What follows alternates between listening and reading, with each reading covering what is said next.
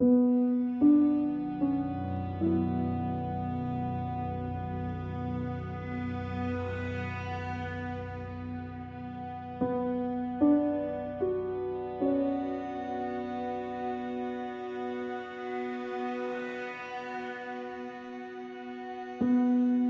Lucky Luciano, originally named Salvatore Lucania, was born on November 24, 1897, in Lercara Fridi, a small town in Sicily, Italy.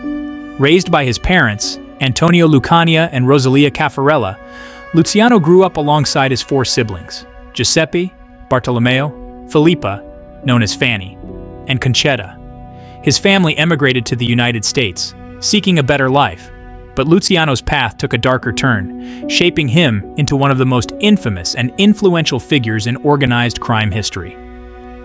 Arriving in New York as a young immigrant, Luciano quickly became involved in the world of petty crime, and by his teenage years, he had joined the notorious 5 Points gang. His intelligence, ambition, and ruthlessness set him apart, leading him to become instrumental in reshaping the criminal underworld. Known as the father of the Italian-American Mafia, Luciano revolutionized organized crime by establishing the Commission in 1931, a governing body of major crime families designed to prevent internal wars and maintain order among mobsters. This idea emerged after he orchestrated the end of the bloody Castellammarese War by eliminating the Boss of Bosses title, a role held by Salvatore Maranzano, whom Luciano viewed as a destabilizing force. As the first official boss of the modern Genovese crime family, Luciano cemented his control over New York's underworld. However, in 1936, he faced a severe setback when he was tried and convicted on charges of running a prostitution ring. District Attorney Thomas E. Dewey led an extensive investigation, ultimately securing a 30 to 50-year prison sentence for Luciano. But Luciano's connections and strategic thinking helped him navigate even this challenge. During World War II, the U.S. Navy sought his assistance to safeguard the New York waterfront from potential Axis threats, particularly from German U-boats. Through his associate Meyer Lansky, Luciano struck a deal with the government, offering naval intelligence in exchange for favorable treatment. In 1946, after proving his value to the government, Luciano's sentence was commuted, with the condition that he be deported back to Italy, where he spent the remaining years of his life. Despite his exile, Luciano's influence endured, and he remained a respected, if distant, figure within the crime world. He passed away in Italy on January 26, 1962. But his legacy was so significant that his body was allowed to be returned to the U.S. for burial, marking the end of an era for the American Mafia. Luciano's life was one of both infamy and impact, with his story woven into the larger narrative of organized crime in America. Luciano's father worked tirelessly in a sulfur mine and harbored a deep ambition to move his family to the United States. Each year, he would buy a new calendar from a steamship company in Palermo and carefully set aside money for the journey, stashing his savings in a jar under his bed. According to The Last Testament of Lucky Luciano, the Mafia story in his own words, a book published posthumously and marketed as Luciano's semi-autobiography, Luciano recalled his father's pride, noting that he refused to ask for help. Instead, Luciano's mother secretly received financial support from his cousin Rotolo, who also lived in their Sicilian town of Lercara Fridi. However, despite the book's claim to authenticity, questions have been raised about its accuracy. Reportedly based on conversations Luciano had with Hollywood producer Martin Gosch, the book includes apparent errors and even mentions events that took place after Luciano's death.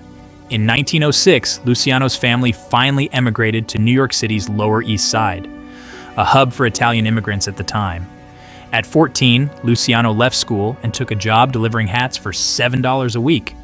A lucky win of $244 in a dice game soon led him to quit that job and pursue a street hustle, though his parents later sent him to the Brooklyn Truancy School to curb his newfound lifestyle. As a teenager, Luciano forged his own path by starting a gang and eventually joining the notorious 5 Points gang. Unlike most street gangs focused on petty crimes, Luciano took a unique approach.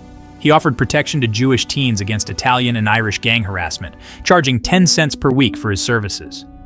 Around the time of World War I, Luciano also began to delve into the world of pimping. His friendship with Meyer Lansky began when he attempted to extort Lansky for protection money. Lansky's fearless response impressed Luciano, leading to a partnership that would last a lifetime. How Luciano earned the nickname Lucky remains uncertain. Some say it was due to his remarkable survival of a brutal assault in 1929, when he was severely beaten and slashed in the throat after refusing to submit to another crime boss. Others attribute it to his gambling luck or a simple mispronunciation of his last name.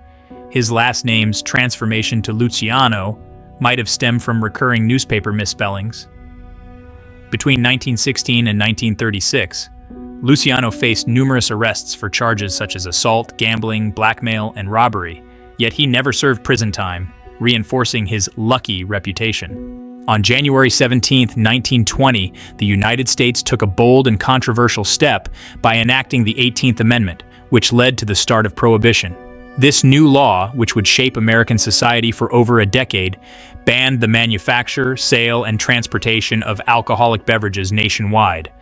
Despite the official restrictions, public demand for alcohol didn't waver. Instead, it gave rise to a lucrative underground market where criminals found a new source of income. This era marked the rise of organized crime figures, including the notorious Charles "Lucky" Luciano. By 1920, Luciano had already crossed paths with other budding mafia figures, like Vito Genovese and his close friend Frank Costello. It was through the infamous 5 Points gang that these alliances took root. That same year, Luciano's criminal network expanded further when Lower Manhattan crime boss Joe Masseria recruited him as an enforcer, marking his entry into more organized criminal activities. During this period, Luciano began working with gambler and mastermind Arnold Rothstein. Rothstein was quick to see the immense financial potential of bootlegging and took Luciano under his wing. Acting as both a financier and mentor, Rothstein taught Luciano the finer points of running a business in high society, showing him how to present himself with style and sophistication. Rothstein also employed Jack Legs Diamond as a bodyguard and enforcer, and Luciano frequently collaborated with Diamond, further expanding his reach in the underworld. Under Rothstein's guidance, Luciano, along with Costello and Genovese, set up their own bootlegging operation. Rothstein's mentorship and financial backing allowed Luciano to establish connections beyond the criminal world, a skill that would serve him well as he rose to power. Luciano even diversified into other illegal trades, including selling heroin smuggled in from Montreal. However, a sting operation in 1923 caught him selling heroin to undercover agents, nearly derailing his budding reputation among New York's upper class. To repair his image, Luciano made a grand gesture. He bought 200 premium seats to the high-profile boxing match between Jack Dempsey and Luis Firpo in the Bronx, gifting them to top gangsters and influential politicians. Rothstein even took Luciano on a high-end shopping spree to outfit him in expensive clothing for the event, ensuring he looked the part of a successful businessman. This move succeeded in restoring Luciano's reputation, solidifying his place among New York's elite. By 1925, Luciano's enterprises, spanning illegal gambling and bootlegging, were generating over $12 million annually, with a personal income of roughly $4 million. His influence stretched across New York and reached as far as Philadelphia. In 1927, seeking both luxury and privacy, Luciano moved into the Barbizon Plaza Hotel, where he lived under the alias Charles Lane for several years. This strategic choice allowed him to remain close to the action while enjoying a taste of the high life, a hallmark of his carefully cultivated persona as a businessman of the criminal underworld. Luciano's rapid rise within Masseria's organization showcased his growing influence and skill, quickly earning him a prominent role.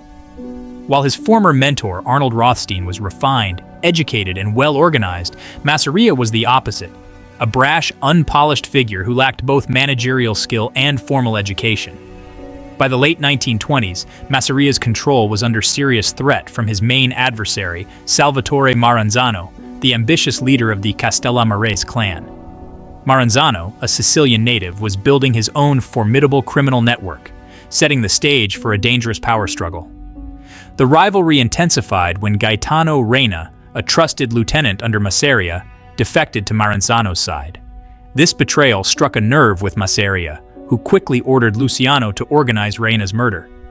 Luciano complied, and Reina was assassinated on February 26, 1930, a move that ignited what became known as the bloody Castellammarese War.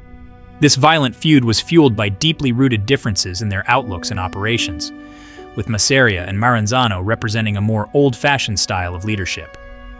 These so-called mustache Petes, traditional mafia bosses who had honed their criminal skills in Italy, held rigid views about loyalty, honor, and secrecy. They believed in keeping mafia affairs strictly among Sicilians, and in some cases limited their inner circles to individuals from their own Sicilian villages. Their practices were intended to safeguard the organization's secrecy, heritage, and unity.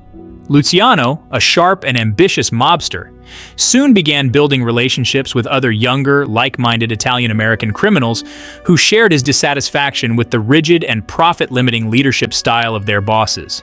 Many of these young gangsters, like Luciano, had been born in Italy, but started their criminal lives in the United States, where they grew frustrated by their elders' cautious, conservative approach.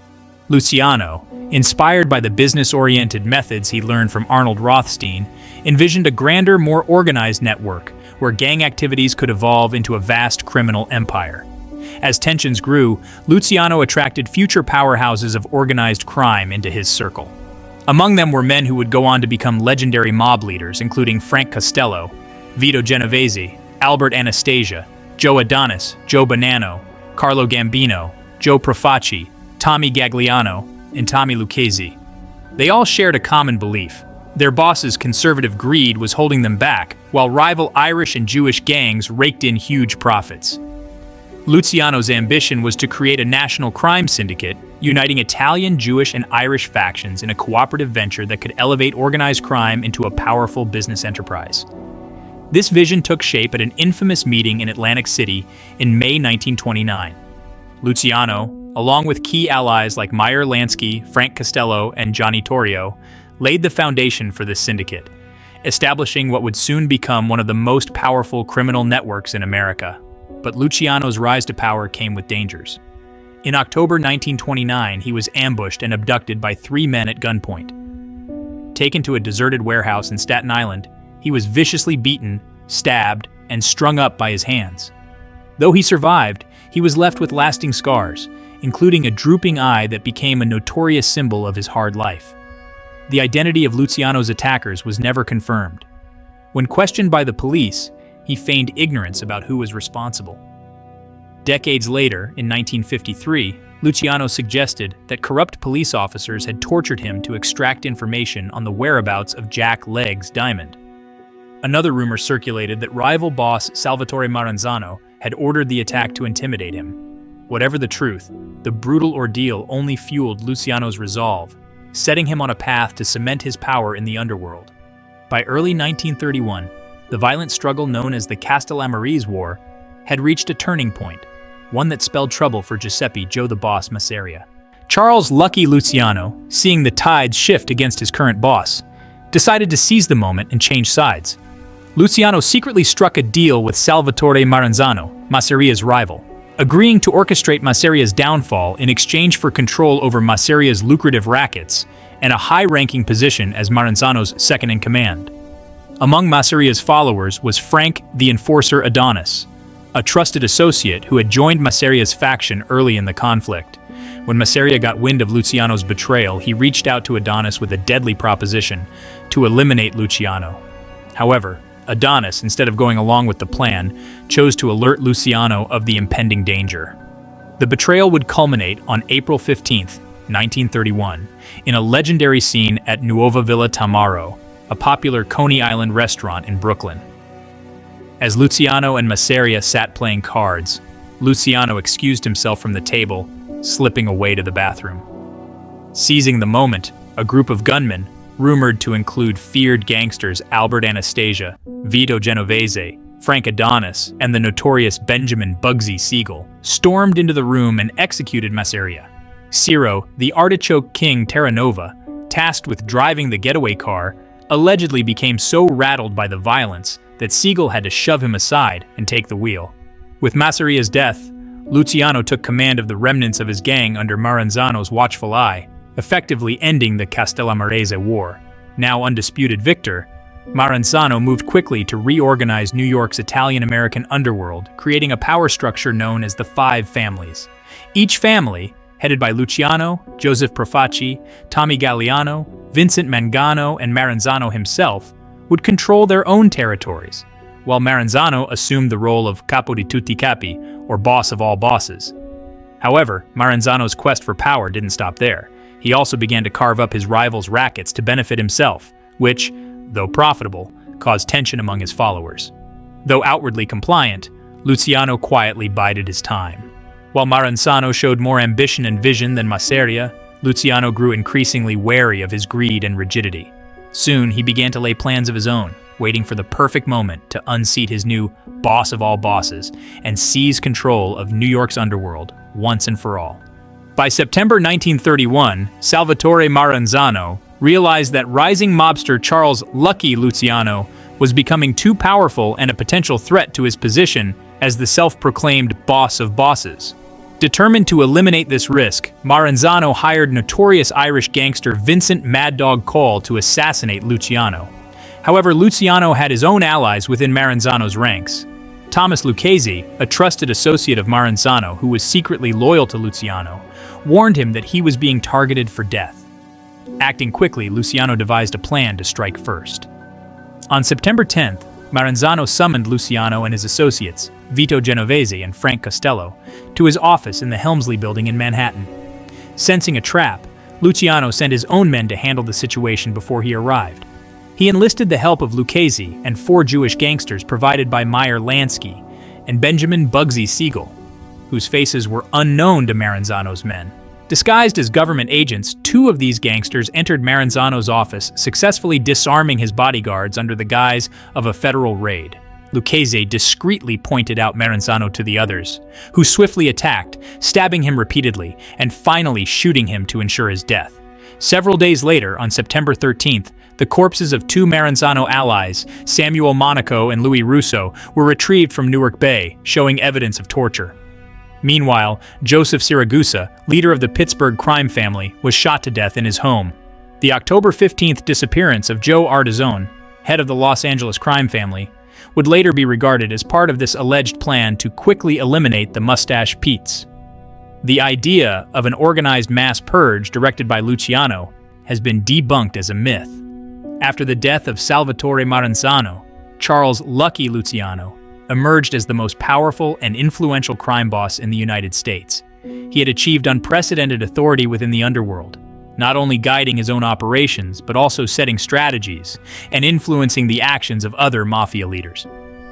Luciano's crime family held a dominant grip over several of New York City's most profitable criminal enterprises, including illegal gambling, extortion, bookmaking, loan sharking, and drug trafficking. Beyond these rackets, he also extended his power into labor unions and controlled critical sectors, such as the Manhattan waterfront, garbage collection, construction, the garment district, and trucking services. His influence was vast and undeniable. Although Luciano had the power to claim the title of capo di tutti capi, or boss of all bosses, he chose not to. Recognizing that such a title could create rivalry and resentment among the families, he instead opted to maintain a balance of power, avoiding the kind of conflict that could arise from a single dominant ruler. Rather than overtly claiming supreme authority, Luciano worked more strategically, building alliances and establishing his influence in a quieter, more subtle manner. This approach allowed him to steer organized crime from the shadows while avoiding the public and law enforcement attention that a boss of all bosses title would have attracted. While Luciano respected certain reforms Maranzano had implemented, he saw some as outdated. For instance, he initially dismissed the traditional made man initiation ceremony as an antiquated ritual rooted in Sicilian customs. However, his associate, Vito Genovese, convinced him to retain the tradition, arguing that the ceremony was vital for instilling loyalty and discipline among younger members. Ultimately, Luciano embraced a modernized version of the old-world mafia structure, maintaining Maranzano's arrangement of 5 distinct crime families in New York, while enforcing omerta, the oath of silence, to protect their operations from law enforcement. By blending tradition with his vision of a more organized and unified criminal network, Luciano redefined the American mafia's power dynamics and solidified his legacy as a mastermind of organized crime. Luciano strategically elevated his closest Italian allies to top positions in what would now be recognized as the Luciano crime family. He appointed Genovese as his underboss, and Castello as his consigliere, creating a trusted inner circle. Key figures like Adonis, Michael "Trigger Mike" Coppola, Anthony Strollo, Willie Moretti, and Anthony Carfano all took on roles as capo regimes, handling day-to-day operations. Although Lansky and Siegel were powerful non-Italian associates and couldn't hold official roles in the family hierarchy, Luciano valued their loyalty and expertise, relying on Lansky as a trusted advisor and Siegel as a dependable associate. In late 1931, Luciano convened a pivotal meeting in Chicago with influential crime bosses across the country, where he introduced his groundbreaking idea, the Commission. This body was designed as a governing council to mediate conflicts and assign territories, aiming to bring structure to the world of organized crime. The Commission, which was seen as one of Luciano's greatest contributions, was intended to prevent the endless cycle of gang wars and, subtly, to allow Luciano to maintain control over various crime families without overt dominance. The proposal was well received, and the bosses embraced the concept of the Commission. Initially, the Commission included representatives from the 5 families of New York, the Buffalo crime family, and the Chicago outfit. As its influence grew, it expanded to include the Philadelphia and Detroit families, with smaller families often represented through larger ones. Notably, the Commission also granted representation to Jewish criminal organizations in New York, acknowledging their role in the syndicate. One of the Commission's first major tests came in 1935 when Dutch Schultz announced his intention to assassinate Special Prosecutor Thomas E. Dewey, a decision that threatened the stability of the organization.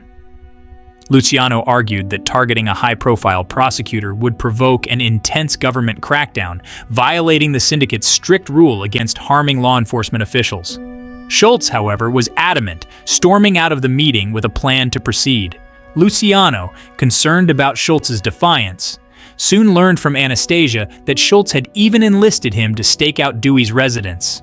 Realizing the gravity of Schultz's intentions, the Commission convened discreetly to deliberate.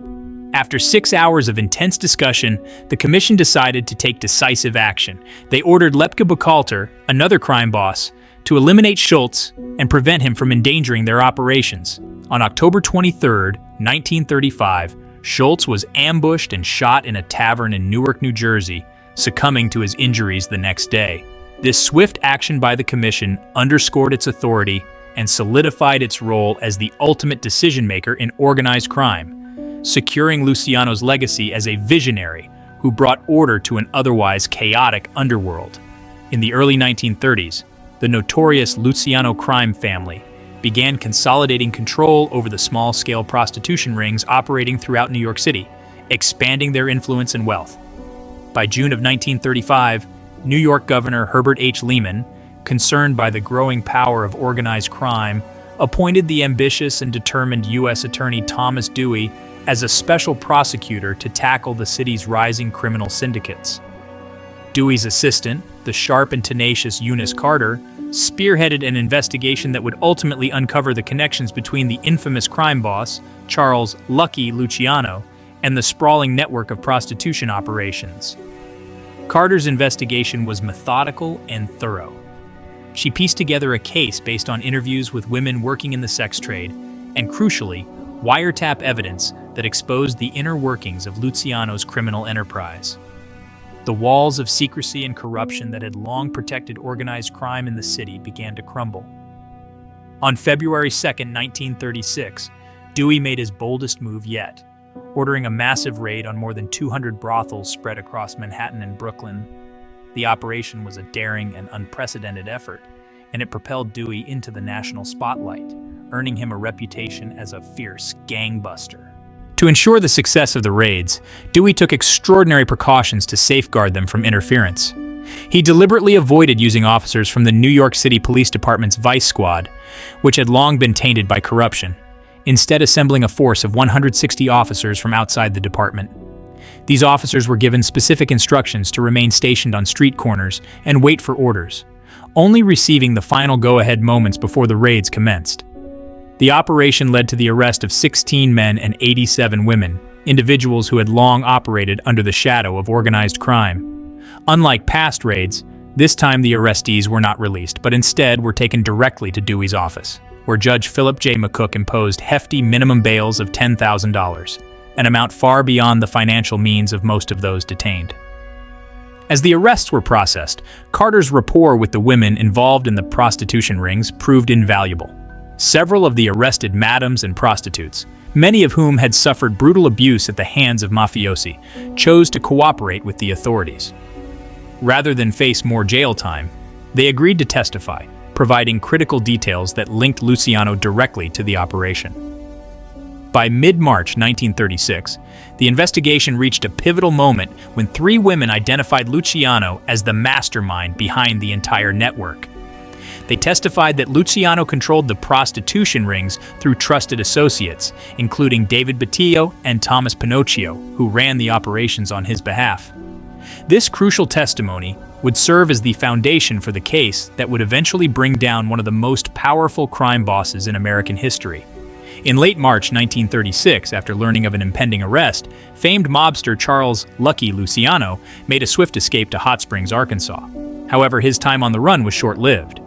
While in Hot Springs for a different assignment, a New York detective happened to spot Luciano and immediately alerted Thomas Dewey, the prosecutor known for his relentless pursuit of crime bosses. On April 3rd, Luciano was taken into custody in Hot Springs, charged with 90 counts of compulsory prostitution stemming from his activities in New York. Luciano's legal team in Arkansas immediately launched an aggressive defense to prevent his extradition. Tensions escalated on April 6th, when Oni Madden, the former owner of the legendary Cotton Club, attempted to intervene by offering Arkansas Attorney General Carl E. Bailey a bribe of $50,000 to aid Luciano's case. Bailey, however, rejected the offer outright and reported it to the authorities, further complicating Luciano's position. By April 17th, after exhausting all legal avenues, Luciano's fate was sealed. Arkansas authorities handed him over to 3 NYPD detectives who began the long journey to transport him back to New York. As the train passed through St. Louis, Missouri, local law enforcement stepped in to secure the transfer, guarding the notorious gangster with 20 officers to prevent a possible mob rescue attempt. Luciano and the detectives switched trains without incident, and the group arrived in New York on April 18th. The following day, Luciano was arraigned and placed in jail after failing to secure the $350,000 bond set by the court. On May 11th, 1936, Luciano's highly publicized pandering trial began. Dewey, who had inherited the case from former prosecutor Carter, took on the challenge of bringing Luciano and his 12 co-defendants to justice. Dewey accused Luciano of running one of the most extensive prostitution rings in the United States, known as the bonding combination. As the trial progressed, Dewey meticulously dismantled Luciano's defense, exposing his lies under questioning and presenting damning evidence, including phone records that contradicted Luciano's testimony. Luciano struggled to explain the glaring discrepancy between his supposed annual income of $22,000 on federal tax records and the lavish lifestyle he was known to lead. Dewey's aggressive cross-examination extended to Luciano's extensive criminal background, which included associations with notorious gangsters such as Masseria, Terra Nova, and Buchalter. On June 7, 1936, after weeks of testimony, Luciano and 8 of his co-defendants were found guilty on 62 counts of compulsory prostitution. Less than 2 weeks later, on June 18th, Luciano was sentenced to a lengthy prison term, receiving a sentence of 30 to 50 years in state prison, marking the fall of one of the most powerful figures in organized crime. In his acclaimed book, 5 Families, Selwyn Robb, a seasoned New York Times columnist specializing in organized crime, delves into the ongoing debate surrounding the involvement of notorious mob boss Charles "Lucky" Luciano in the infamous bonding combination. While many scholars have debated Luciano's direct role, Robb points to conflicting evidence that casts doubt on whether Luciano himself orchestrated the prostitution racket. He notes that Luciano undoubtedly profited from illicit enterprises, including prostitution, and that members of his family were allegedly involved in a widespread protection racket targeting New York's madams and brothel owners. However, Robb highlights that several experts in Mafia history and legal scholars have argued that it would be uncharacteristic for a figure of Luciano's power and stature to personally engage in such a ring. The case against Luciano, as Rabb asserts, was built on evidence that was astonishingly thin and failed to convincingly prove his direct participation in the racket. Rabb further critiques Luciano's defense team, led by the seasoned attorney George Morton Levy, for making the critical mistake of allowing Luciano to take the stand in his own defense. This decision, according to Rabb, gave prosecutor Thomas Dewey an opportunity to undermine Luciano's credibility through a relentless cross-examination. Adding to the complexity of the case, all four of the key prostitutes who had initially implicated Luciano, Nancy Presser, Mildred Harris, Thelma Jordan, and Florence Cokie Flo Brown, subsequently retracted their testimonies after the trial. Several contemporaries of Luciano, including some of his closest allies, have steadfastly denied his involvement in the operation. Notably, New York's renowned Madame Polly Adler, who had extensive knowledge of the underworld, claimed in her memoirs that if Luciano had been involved in the combination, she would have been fully aware of it. Joseph Bonanno, one of the last surviving associates of Luciano who wasn't imprisoned, also dismissed any claims that Luciano had direct ties to the prostitution trade in his autobiography, A Man of Honor. Bonanno argued that Luciano's soldiers may have exploited his name to intimidate brothel owners into paying protection fees, but maintained that the case against Luciano was less about his personal actions and more about tarnishing his legendary reputation. Despite these defenses, key witnesses at Luciano's trial painted a different picture. They testified that Luciano was deeply involved in the prostitution racket, regularly discussing the business in terms of its similarities to large corporate enterprises, such as grocery chains. One particularly damning account described how Luciano, operating from his luxurious Waldorf Astoria suite, personally hired an enforcer to collect payments from brothel operators who were behind on their kickbacks. These revelations continue to fuel the enduring mystery of Luciano's true level of involvement in one of the most infamous chapters of organized crime in American history. Luciano continued to control his crime family even from behind bars, relying on his trusted acting boss, Vito Genovese, to relay orders and maintain his influence on the outside. However, in 1937, Genovese fled to Naples to evade a looming murder indictment in New York, prompting Luciano to shift leadership responsibilities to his consigliere, Frank Costello. Costello, as the newly appointed acting boss, became not only the face of Luciano's empire, but also the overseer of his interests, while he remained imprisoned. Initially, Luciano was confined to Sing Sing Correctional Facility in Ossining, New York. However, later in 1936, authorities transferred him to Clinton Correctional Facility in Dannemora, a remote prison in upstate New York. Here, Luciano's influence was apparent. A designated kitchen was set aside where fellow inmate and Chef Batillo prepared special meals for him, a rare privilege granted by the prison authorities. He also took up a job in the prison laundry, but his influence didn't stop there. Luciano leveraged his connections to procure resources for constructing a church within the prison grounds, a unique structure that became famous across New York's correctional system. Remarkably, this church featured two original doors from the Victoria, Ferdinand Magellan's historic ship, as part of its altar, adding a rare and storied artifact to the chapel's sacred space. Luciano continued appealing his conviction relentlessly, but in 1938, his final legal hope vanished when the U.S. Supreme Court refused to hear his case. Accepting his fate, Luciano formally resigned as head of the family, with Costello assuming official leadership. Yet as the world plunged into World War II, Luciano's story took a dramatic turn. In 1942, the U.S. government, specifically the Office of Naval Intelligence, grew concerned about the vulnerability of New York's waterfront to potential sabotage by German and Italian agents. Realizing the Mafia's grip on the docks, the Navy decided to make a calculated move. They reached out to mobster Meyer Lansky, who facilitated a clandestine arrangement with Luciano. To negotiate directly, Luciano was moved to Great Meadow Correctional Facility in Comstock, New York, closer to the city. A secret deal was struck. In exchange for the commutation of his sentence, Luciano's organization would provide intelligence and protect the waterfront from enemy interference. Albert Anastasia, a powerful dock boss and Luciano ally, even promised to prevent dock worker strikes during the war, ensuring an uninterrupted flow of resources essential to the war effort. Luciano's cooperation extended overseas as well. For the Allied invasion of Sicily in 1943, he reportedly connected U.S. forces with Mafia contacts on the island, smoothing the path for their entry. This covert collaboration, known as Operation Underworld, forged an unprecedented wartime alliance between the U.S. Navy and the Mafia, showcasing Luciano's enduring influence and adaptability, even from within prison walls. The true impact of Lucky Luciano's wartime assistance remains a topic of significant debate. By 1947, the naval officer leading Operation Underworld minimized Luciano's contributions, claiming they had little influence on the war effort. Yet in 1954, a report commissioned by Governor Thomas Dewey contradicted this, asserting that Luciano had provided numerous vital services to naval intelligence. Some accounts suggest that Luciano believed the threat to New York's docks was exaggerated and even fabricated, supposedly stemming from the mysterious sinking of the SS Normandy in New York Harbor, a disaster that was later linked to mob figure Anthony Anastasio, brother of the infamous Albert Anastasia. However, official inquiries into the ship's sinking found no conclusive evidence of sabotage.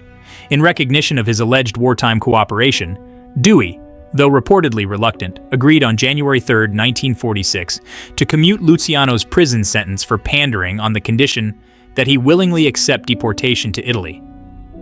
Luciano, who had long insisted he was a U.S. citizen and not subject to deportation, took the deal regardless. On February 2nd, federal immigration officers escorted him from Sing Sing prison to Ellis Island, where deportation proceedings were set in motion. On February 9th, the night before his departure, Luciano hosted a final dinner aboard his freighter, sharing a spaghetti meal with Albert Anastasia and 5 other close associates. The following day, Luciano's vessel departed from Brooklyn, bound for Italy. After a 17-day journey, the ship arrived in Naples on February 28th. Upon his arrival, a somewhat enigmatic Luciano remarked to reporters that he would likely settle in Sicily, where his story would continue to unfold in the years to come. In October 1946, notorious mobster Charles "Lucky" Luciano made a clandestine journey to the Caribbean, eventually settling in the vibrant Cuban capital of Havana. His complex route began with a freighter from Naples to Caracas, Venezuela, followed by a flight to Rio de Janeiro, Brazil. He then traveled to Mexico City, doubled back to Caracas, and finally took a private plane to Camagüey, Cuba. On October 29th, he arrived and was transported to Havana, moving into a luxurious estate in the upscale Miramar neighborhood. Luciano's relocation to Cuba was strategic. He sought proximity to the United States, hoping to reassert his influence over the American Mafia while dreaming of a way to someday return to his homeland. By then, he was already deeply involved in Cuban enterprises, having invested heavily in the island's burgeoning gambling and hotel sectors. His longtime associate, Meyer Lansky, urged him and fellow mobster Bugsy Siegel to invest an additional $500,000 to further fuel Luciano's Cuban ventures. Lansky himself handed over this money to Cuban dictator Fulgencio Batista, securing a guarantee of an annual payout of $3 to $5 million for Batista's support. To strengthen their interests, Lansky organized a summit of top mafia figures from the U.S., held in Havana in December 1946. Known as the Havana Conference, the gathering was officially framed as a visit to see singer Frank Sinatra perform. But the true agenda revolved around 3 key issues: expanding the lucrative heroin trade, cementing control over Cuba's casino operations, and addressing concerns about Siegel's struggling Flamingo Hotel project in Las Vegas. Held at the prestigious Hotel Nacional de Cuba, the conference spanned over a week and involved intense discussions on the future of organized crime. During the conference, on December 20th, Luciano held a private, tense meeting with Vito Genovese, a fellow mobster recently acquitted of murder charges in the United States.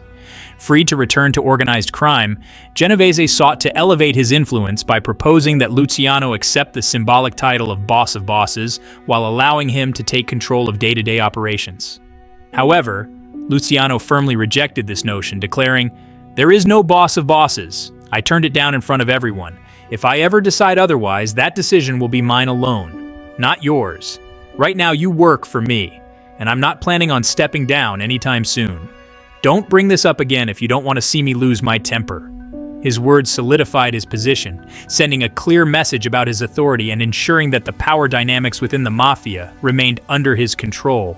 As the Havana Conference commenced, it wasn't long before U.S. authorities discovered that Luciano was openly residing in Cuba. Far from maintaining a low profile, Luciano mingled openly with high-profile figures like Frank Sinatra and frequented popular Havana nightclubs.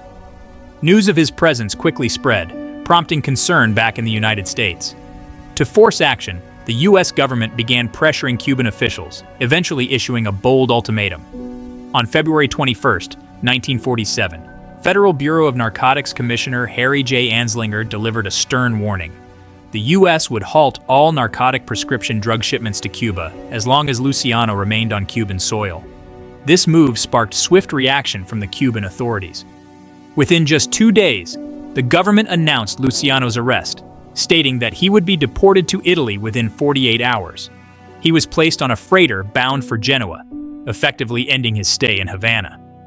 Once Luciano arrived in Italy on April 11, 1947, he encountered relentless police attention. Italian authorities arrested him in Genoa, sending him to a jail in Palermo. After a month, on May 11th, a Palermo Regional Commission released him, warning Luciano to stay out of trouble, yet his freedom came with strings attached. Law enforcement would keep him under close surveillance. Despite the restrictions, Luciano's troubles continued. In July 1949, Rome police detained him over suspicions of involvement in narcotic shipments to New York. However, after a week in custody, authorities released him without filing charges, but barred him from visiting Rome indefinitely. Further complications arose on June 9, 1951, when Naples police questioned him on suspicion of illegally importing $57,000 and a new American car into Italy. Although they held him for 20 hours, they ultimately released him without charges. The scrutiny intensified in 1952 when the Italian government, under pressure from U.S. and Canadian officials, revoked Luciano's passport, restricting his ability to travel. A couple of years later, on November 1, 1954, an Italian judicial commission in Naples imposed further limitations on his life. For 2 years, Luciano was required to check in with police weekly, remain at home each night, and stay within Naples unless granted permission. These strict controls reflected Italy's mounting suspicion of Luciano's alleged involvement in international drug trafficking, closing yet another chapter in his tumultuous life under constant watch. By 1957, Vito Genovese, feeling confident in his rising influence, set his sights on overtaking both Charles "Lucky" Luciano and his acting boss Frank Costello. To execute his plan, Genovese formed a critical alliance with Carlo Gambino, who held the position of underboss in the Anastasia family and was eager for greater power himself. On the evening of May 2nd, acting on Genovese's orders, a young hitman named Vincent Chin Gigante was sent to ambush Costello. As Costello walked through the lobby of his Central Park apartment building, the Majestic, Gigante approached and shouted, "This is for you, Frank!" Costello turned at the sound, just in time for a bullet to graze his head. Although Gigante believed he had completed the job and quickly fled the scene, Costello survived, and his injuries were superficial. Despite the close call, Costello remained tight-lipped and refused to assist police with their investigation. But Gigante was nonetheless arrested on attempted murder charges. In court, Gigante was eventually acquitted and, in a notable moment, expressed his gratitude to Costello for his silence on the stand. In the aftermath of the shooting, Costello, now facing heightened pressure and no longer willing to fight, relinquished his control of the family. Genovese assumed leadership, renaming it what is now known as the Genovese crime family. Meanwhile, Luciano, despite his historical influence, was helpless to intervene in these power shifts. Just a few months later, on October 25th, Genovese and Gambino coordinated yet another high-stakes hit, successfully eliminating Albert Anastasia, another longtime ally of Luciano. With his position secure, Genovese sought to formalize his authority. In November, he called a gathering of the nation's most powerful mafia leaders in the quiet town of Appalachian, New York. However, this meeting proved disastrous. Local law enforcement became suspicious and raided the gathering, arresting more than 65 top-ranking mobsters. The resulting media exposure and flurry of grand jury summonses severely disrupted the underworld, and many within the Mafia blamed Genovese for the fallout. In the wake of Appalachian, enemies of Genovese saw their chance. Luciano allegedly conspired with several others to implicate Genovese in narcotics trafficking as part of the burgeoning French Connection drug network. To strengthen their case, they allegedly paid a Puerto Rican drug dealer a substantial sum of $100,000 to fabricate testimony implicating Genovese. In April 1959, their efforts bore fruit. Genovese was convicted of federal narcotics violations and sentenced to 15 years in prison. Despite his confinement, Genovese attempted to exert control over his crime family from behind bars. His influence, however, gradually waned, and by the time of his death in 1969, the Genovese family had transformed under new leadership, marking the end of his once formidable criminal empire. In 1929, the notorious crime boss Charles "Lucky" Luciano crossed paths with Gay Orlova, a captivating dancer performing in one of Broadway's most famous clubs, Hollywood. Their connection was instant, and the two became inseparable, spending nearly all their time together until Luciano's imprisonment forced them apart. Despite the deep bond they shared, they never married. Years later, in early 1948, Luciano encountered another extraordinary woman, Igea Lissoni, a talented ballerina from Milan, nearly 2 decades younger than him. For Luciano, Lissoni became the love of his life, and by summer, she had moved in with him. Although rumors circulated that they had married in 1949, some accounts suggest they simply exchanged rings in a symbolic gesture of commitment. The couple settled in Luciano's house in Naples, where they built a life together. However, their relationship was far from idyllic. Luciano continued to have affairs with other women, which led to heated arguments with Lissoni, some of which escalated to violence. In 1959, tragedy struck when Lissoni passed away from breast cancer, leaving Luciano devastated. Luciano never had children, a decision he later explained with regret. "I didn't want a son of mine to go through life as the son of Luciano, the gangster. That's something I'll always resent Dewey for, making me a gangster in the eyes of the world." On January 26, 1962, Luciano died of a heart attack at Naples Airport. He had arrived to meet with American producer Martin Gosch, who was interested in creating a film about Luciano's life. While Luciano had previously opposed the idea, fearing it would bring unwanted attention from the Mafia, he reportedly changed his mind after Lissoni's death. Sadly, after his conversation with Gosch, Luciano collapsed and died, unaware that Italian authorities had been trailing him, intending to arrest him on suspicion of drug trafficking. 3 days later, a funeral was held in Naples, where 300 mourners gathered to pay their respects. His body, transported through the city streets in a horse-drawn hearse, was a poignant farewell. With special permission from the U.S. government, Luciano's family brought his remains back to New York for burial. Over 2,000 people attended his funeral at St. John's Cemetery in Queens, where his longtime friend Carlo Gambino delivered a heartfelt eulogy.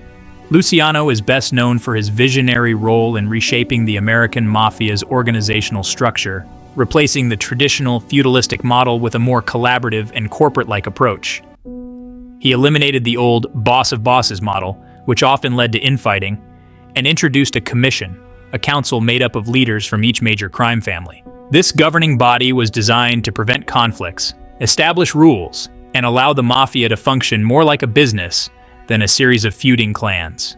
By bringing in this structured, board-like governance, Luciano laid the foundation for the modern Mafia's operations, which emphasized cooperation and stability, even among rival families. Luciano's legacy also includes the creation of the National Crime Syndicate, a massive criminal alliance that extended beyond Italian-American families to include Jewish, Irish, and other ethnic criminal groups. In collaboration with his associate Meyer Lansky, Luciano brought together influential crime figures from diverse backgrounds, expanding the Mafia's influence and reach across the U.S. This syndicate allowed for better coordination, minimized violence between groups, and opened up more opportunities for profit sharing, particularly in lucrative areas like gambling, racketeering, and drug trafficking. By encouraging the syndicate to focus on profitable ventures and maintain neutrality in internal conflicts, Luciano set the Mafia up as a criminal empire capable of generating immense wealth. This move also introduced a level of order to the criminal underworld, with structured systems for resolving disputes that would ultimately keep violence and police attention to a minimum. Luciano's legacy in organized crime also lies in his business-like approach to running the Mafia's operations.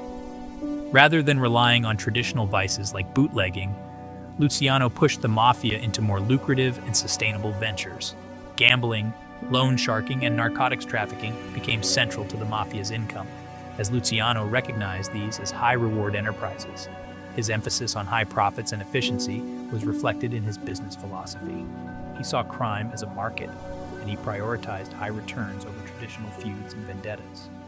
This focus on business over blood greatly influenced how later crime families operated, solidifying the Mafia as a profit-driven organization. To enforce his reforms and streamline operations in New York, Luciano restructured the city's organized crime landscape into 5 primary families: the Luciano, Mangano, Bonanno, Profaci, and Galliano families, which later became the modern Genovese, Gambino, Bonanno, Colombo, and Lucchese families. Each family was given its own territory and autonomy, and all were equal under the commission. This arrangement greatly reduced conflict, helped solidify the Mafia's hold on New York, and created a blueprint that influenced Mafia structures across the country. By formalizing territories and codifying rules of cooperation, Luciano's 5 families model set a precedent for the structure of organized crime in America. His influence extended beyond his own organization and shaped the way crime families were established and operated in other major cities, such as Chicago and Philadelphia. Luciano's influence on later mob bosses was substantial. Figures such as Carlo Gambino, Vito Genovese, and John Gotti benefited from Luciano's structural innovations and strategic guidance, inheriting an organization that was both sophisticated and profitable.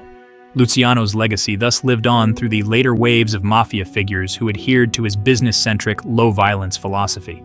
Even in the face of law enforcement crackdowns in the 1970s and 1980s, the Mafia continued to be resilient, in part due to the durable structure Luciano had created decades earlier.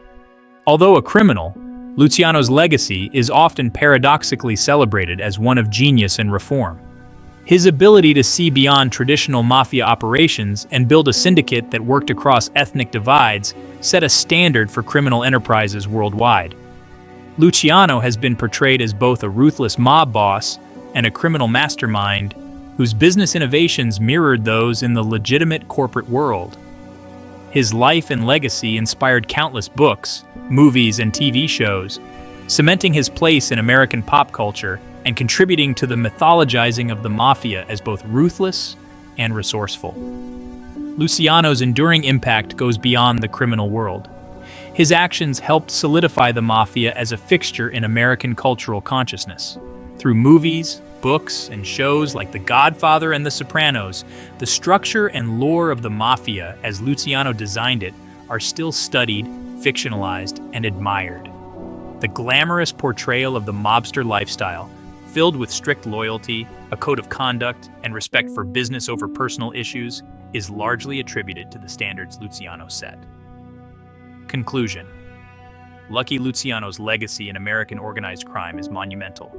By restructuring the Mafia and emphasizing business practices, Luciano turned what was once a chaotic network of crime into a powerful syndicate that operated like a multinational corporation.